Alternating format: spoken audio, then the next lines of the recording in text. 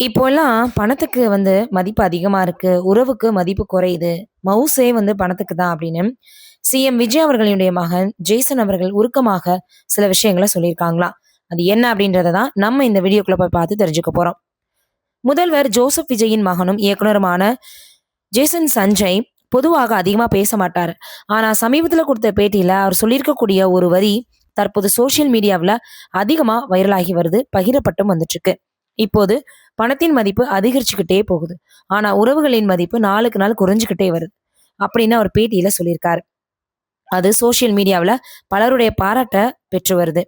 பொதுவா சினிமா வரிகள், அதுவும் ஹீரோவாகக்கூடிய அந்த ஒரு நேரத்துல அறிமுகமாவார்னு எதிர்பார்க்கப்பட்ட நேரத்துல ஜேசன் சஞ்சய் மட்டும் இயக்குனராக தனது பயணத்தை தொடங்கியிருக்காரு.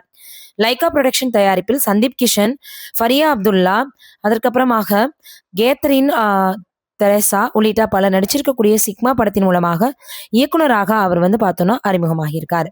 இந்த நிலையில தன்னுடைய வாழ்க்கையினுடைய முடிவுகள் குறித்து பேசிய ஜேசன், என்னுடைய குடும்பத்துல எல்லோருமே சினிமாவுல இருந்தாலும் என்னை எதற்கும் அதாவது கட்டாயப்படுத்த மாட்டாங்க, காயப்படுத்தவும் மாட்டாங்க. நான் இயக்குனராக போக போறேன் அப்படின்னதுமே, உன்னால் முடியும், நீ செய் அப்படின்னு என்னுடைய பெற்றோர்களும் குடும்பத்தினரும் எனக்கு முழு ஆதரவு கொடுத்தாங்கன்னு சொல்லியிருக்காரு. அதுபோல அல்போன்ஸ் புத்திரன் தனது படத்தில் ஹீரோவாக நடிக்க கூப்பிட்ட போது அந்த வாய்ப்பை எதற்காக வேண்டான்னு சொல்லிட்டீங்கன்னு கேட்ட கேள்விக்கு ஓப்பனாக சொல்லியிருக்காரு. அதில் அப்போது ஹீரோவாக வேணும் அப்படின்ற ஆசை எனக்கு இல்லை.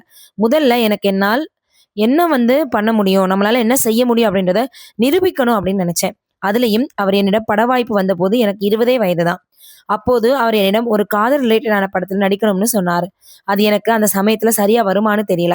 அதனாலதான் உங்களுக்கு வேற ஒரு நல்ல ஹீரோ கிடைப்பாருன்னு சொன்னேன் அப்படின்னு சொல்லியிருக்காரு. மேலும் அவர் பேசும்போது, நான் சினிமா குடும்ப பின்னணியில் வளர்ந்ததால் எனக்குள்ளும் சினிமா இருந்துச்சு. நிறைய உலக படங்களை பார்த்திருக்கிறேன். அப்போது அந்த படக்கதைகளை பற்றி என்னுடைய நண்பர்களுடன் நான் விவாதிப்பேன். இப்படித்தான் எனக்குள்ள ஒரு கதை சொல்லி உருவானா. அதற்கு பிறகு கனடாவில சினிமா மேக்கிங் கோர்ஸ் ஒன்று நான் படித்தேன்.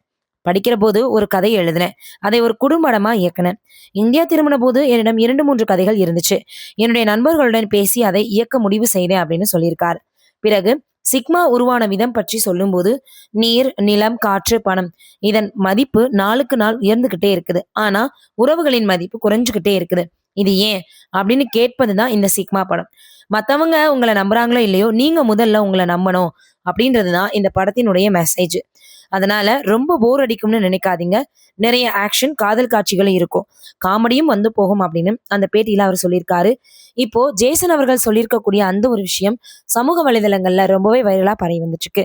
எல்லோருமே என்னடா இது, ஜேசன் அவர்கள் இப்படி சொல்லியிருக்காரு, உண்மையிலேயே அந்த படத்தினுடைய ஒரு லைனா அவர் சொல்லிட்டாரு, ஒன் லைனா அப்படின்னு சொல்றாங்க. அதோட விஜய் அவர்களுடைய படமும் அவருடைய படமும் ஒன்னா வரப்போகுது அப்படின்னு சொல்லியிருந்தாங்க. இந்த சூழல்ல இப்போ விஜய் அவர்களுடைய படம் மட்டும் வரப்போகுது, சிக்மா தள்ளி போகுதுன்ற செய்தியும் வந்துச்சு. ஏன்னா ஒரே நேரத்துல இந்த 2 படங்களும் வந்தா நிச்சயமாக சிக்மா படத்துக்கு ஏதாவது பிரச்சனை வருமோ அப்படின்னு நினைச்சாங்க. அதனாலதான் அந்த படத்தை கொஞ்சம் தள்ளி வச்சிருக்காங்களாம்.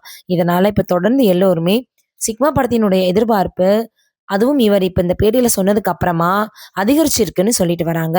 அதையும் தாண்டி இந்த காலகட்டத்துக்கு ஏத்த மாதிரியான ஒரு கதையா இருக்குமோ, அப்படிதான் ஜேசன் அவர்கள் சொன்னதுல இருந்து தெரியுது அப்படின்னு சொல்லி வராங்க.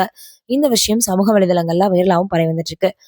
அதே போல மாண்புமிகு முதலமைச்சர் விஜய் அவர்களினுடைய பதவியேற்பு விழாவிலையும் சரி, அதே போல சிக்மாவினுடைய எந்த ஒரு பட நிகழ்ச்சிகளையும் சரி விஜய் அவர்களும் கலந்துக்கல. விஜய் அவர்கள் பதவியேற்றப்போ அவருடைய மகனும் கலந்துக்கல, வந்தாங்க. ஆனா பின்னாடி உட்கார்ந்துருந்தாங்கன்னா சொன்னாங்க. எது உண்மை அப்படின்னு நம்மளுக்கு தெரியாது. ஆனா இப்போ இந்த ஒரு விஷயம் வெளியானது மிகப்பெரிய அளவுல சமூக வலைதளங்கள்ல வைரலா பரவி வந்துட்டு இருக்கு. எல்லோருமே ஜேசன் அவர்களுக்கு வாழ்த்துக்களை தெரிவிச்சு வராங்க. நம்மளுடைய சார்பாகவும் வாழ்த்துக்களை தெரிவிச்சுக்கலாம். நீங்க என்ன நினைக்கிறீங்கன்னு கமெண்ட்ல சொல்லுங்க.